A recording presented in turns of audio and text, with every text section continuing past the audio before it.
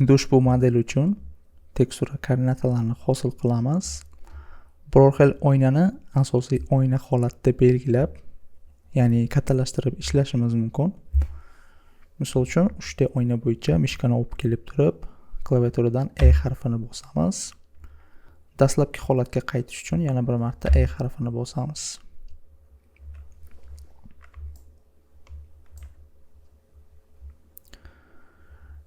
Liniyani belgilaymiz.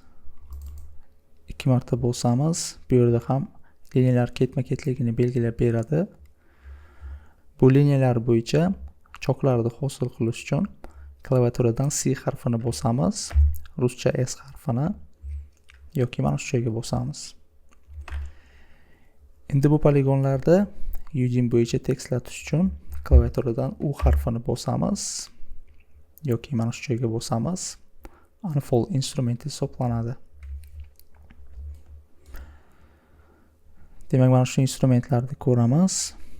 Bu yerda turli xil baholovchi teksturalar mavjud. Shunday holatda ko'rib o'tasiz. Turli xil ko'rinishlari mavjud. Baholovchi teksturalardan tashqari bu yerda modelni setkasini ko'rishimiz mumkin. Setka va modelni yuzini ko'rishimiz mumkin. Modelni faqat yuzini ko'rsatishimiz mumkin. Bu instrumentni ko'rib o'tgandik, o'tgan darsimizda, ya'ni klaviatura bo'yicha ishlatgandik. Vazifasi modelga yaqinlashtirib berishdan iborat. Yana kerakli instrumentlarni ko'rib o'tamiz. Bu yerda hozir bosib turibdi. Ya'ni tekstura choklari mavjud bo'lgan va mavjud bo'lmagan qismlarini ko'ryapmiz. Buni cheklashimiz mumkin. 3ds ni yoqib turib, tekstura koordinatalarini hosil qilmagan joylarni ko'rsatishimiz mumkin.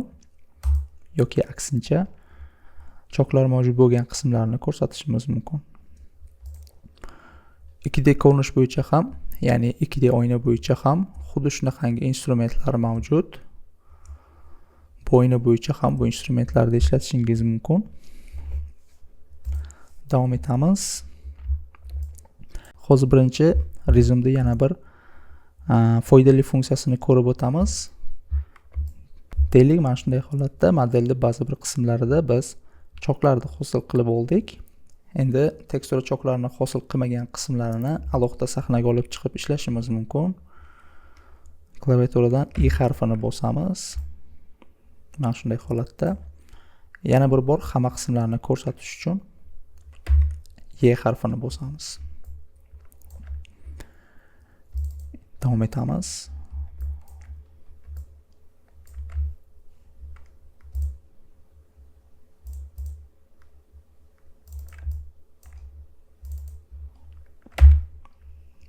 C harfini bosamiz. Endi bu qism bo'yicha tekstura choklarini hosil qilish uchun mana shunday holatda 2 marta bosadigan bo'lsak, aynan choklar bo'yicha liniyalarni belgilab beradi. U harfini bosamiz. Bu qism bo'yicha ham U harfini bosamiz. Bu qismlar uchun avtomatik instrumentlar yordamida tekstura choklarini hosil qilishimiz mumkin. Bu yerda ham avtomatik tekstura koordinatalarini hosil qiluvchi instrumentlar mavjud. Mana shu bo'limda ochamiz. Mustaqil ko'rib o'tasiz, turli xil ko'rinishlari mavjud. Misol uchun, birinchi ko'rinishdan foydalanib turib, mana shu yerga bosib ko'ramiz, qanday chiqadi. Yoqmaydigan bo'lsa, Ctrl Z orqali ortga qaytib turib, keyingi ko'rinishdan foydalanib, mana shunday holatda ishlatib ko'rishingiz mumkin. Burchaklik bo'yicha choklarda hosil qilishingiz mumkin.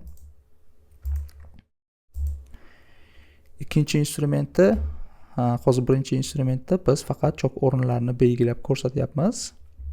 Ikkinchi ko'rinishi bo'yicha o'zi birdan avtomatik choklarni kesib beradi. Uchinchi ko'rinishi bo'yicha choklarni kesib, birdan Eugene bo'yicha taxlatib beradi. Ortga qaytamiz. Yana bir funksiyasini ko'ramiz. Deylik, mana shu elementimizda mana shunday holatda choklarni belgilaymiz. chok o'rinlarini belgilaymiz. Endi simmetrik bo'lgan elementlar uchun xuddi mana shu belgilashda amalga oshirishimiz mumkin. Mana shu bo'limni ochamiz. Mana shu instrumentdan foydalanamiz. Ko'rib turganingizdek, bir xil bo'lgan elementlarda mana shu belgilashda belgilab berdi. C harfini bosamiz.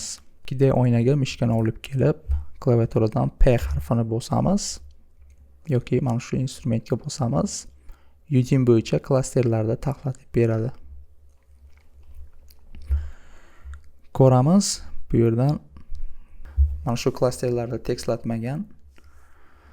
Buni modelda qaysi qismida joylashganligini bilish uchun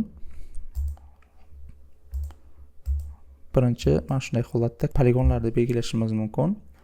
Umumiy klasterlarni belgilash uchun select bo'limini ochamiz.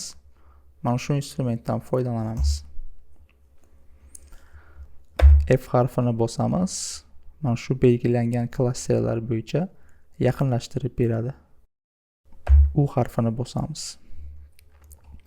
Umuman obyektimizda qaysi qismida mana shunaqangi unfold bajarilmagan bo'lsa, ya'ni Udemy bo'yicha tekstlatmagan bo'lsa, mishkani bo'sh joyga olib kelamiz.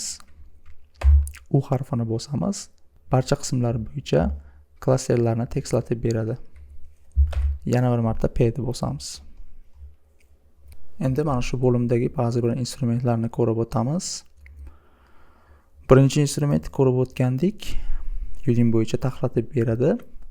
Bu instrument yordamida biz klaster joylashuvini o'zgartirmagan holatda taxlatishimiz mumkin. Mana shunday holatda klasterni belgilaymiz. Klaviaturadan D va mishkani o'ng tugmasini bosib aylantirishimiz mumkin. Mana shunday holatda joylashtirib shaklni, ya'ni joylash o'rnini buzmagan holatda taxlatishimiz mumkin. Asosan mana shu ko'rinishdan foydalanamiz. Bu instrumentning vazifasi ham xuddi shundan iborat. Ya'ni klasterda shaklini buzmagan holatda Udemy bo'yicha taxlatishimiz mumkin. Keyingi instrumentlari margin bo'yicha biz klasterlarni Udemy'ning atroflari bo'yicha, ya'ni chegarasi bo'yicha masofasini belgilashimiz mumkin. Ko'ramiz hozir. Misol uchun bu sonda oshirib ko'rishimiz mumkin. E'tibor berasiz, mana shu masofa oshib boradi. Padding bu klasterlar orasidagi masofa hisoblanadi. Bu instrumentlar vazifasini biz Unwrap dasturi orqali bajaramiz yoki o'tgan darsimizda aytilgan skript yordamida bajaramiz. Bu yerda templatening o'lchamini o'zgartirishimiz mumkin. Bu instrument bilan ishlamaymiz va textile densityni o'zgartirishimiz mumkin. Bu instrumentning vazifasini ham biz 3D Max'da bajaramiz. Davom etamiz. Deylik, tekstura choklarini hosil qilib bo'ldik. Endi 3D Max'ga eksport qilishimiz kerak bo'ladi. Eksport qilish uchun birinchi variantda Files bo'limiga kirib turib, Save as ni bosamiz. FBX formatni belgilab, Сохранить ni bosamiz. Yoki agar bridge yordamida ishlaydigan bo'lsak, Ctrl S harfi orqali avtomatik 3D Max'ga import qilishimiz mumkin. Hozir Resim dasturida tekstura koordinatalarini hosil qildik. O'tgan darslarimizda Unwrap modifikatori yordamida bu vazifani bajargandik. Endi xulosa chiqarish o'zingizdan ko'rasiz. Agarda siz uchun Resim dasturida tekstura choklarini hosil qilish qulay bo'ladigan bo'lsa, ushbu dastur yordamida ishlashingiz mumkin bo'ladi. Yoki Unwrap dasturida bu vazifa siz uchun qulay bo'ladigan bo'lsa, Unwrap dasturida ishlashingiz mumkin. Ixtiyor faqat o'zingizda.